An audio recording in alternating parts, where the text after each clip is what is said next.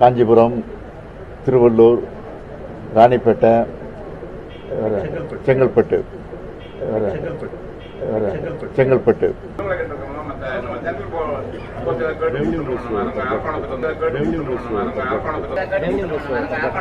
வருவாய்த்துறை அமைச்சர் மக்களுக்கு நான் ஏற்கனவே நேற்றைய தினம் ஊடகத்தின் வாயிலாக, பத்திரிகையின் வாயிலாக தெளிவாக அறிக்கை விட்டுக்கிறேன்.